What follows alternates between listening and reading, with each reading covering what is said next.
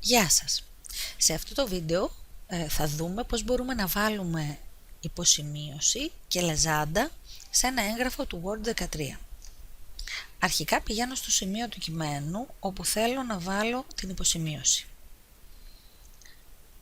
Πηγαίνω στην καρτέλα References, αν έχω το ελληνικό Word η καρτέλα ονομάζεται Αναφορές και πατάω Insert Footnote ή στο ελληνικό Word εισαγωγή υποσημείωσης. Βλέπετε ότι μεταφέρομαι αυτόματα στο κάτω μέρος της σελίδας όπου έχει μπει ήδη ο αριθμός 1 και βάζω το κείμενο που θέλω να αντιστοιχεί στην υποσημείωσή μου και η υποσημείωσή μου είναι έτοιμη. Μπορώ να βάλω μία ακόμα υποσημείωση, θα τη βάλω προς το τέλος της σελίδας.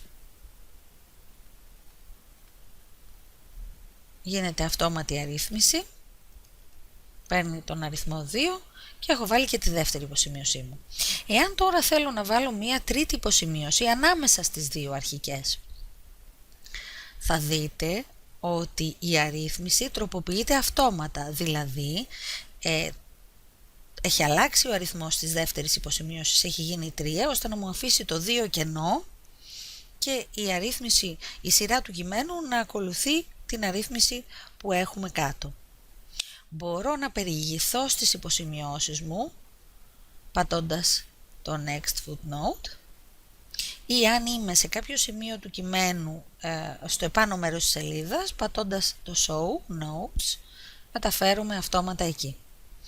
Τώρα πάμε να δούμε πώς μπορούμε να βάλουμε μία λεζάντα σε έναν πίνακα, σε ένα σχήμα, σε μια εικόνα ή σε ένα γράφημα που υπάρχει στο κείμενό μου. Θα επιλέξω έναν πίνακα που έχω βάλει και βλέπετε εδώ έχω βάλει χειροκίνητα μία υποσημείωση, μία λεζάντα, θα τη σβήσω και θα πάω και θα πατήσω Insert Caption.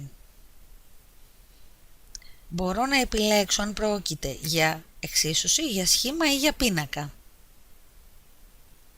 Και μπορώ να διαλέξω και την αρρύθμιση, το φορμάτ της αρρύθμισης, αν θα είναι με αριθμούς, αν θα είναι με λατινικούς αριθμούς, γράμματα κτλ. Μπορώ να συμπεριλάβω τον αριθμό του κεφαλαίου στην αρρύθμιση του πίνακά μου. Γράφω το κείμενο και βλέπετε ότι τοποθετείται στην κορυφή του πίνακα.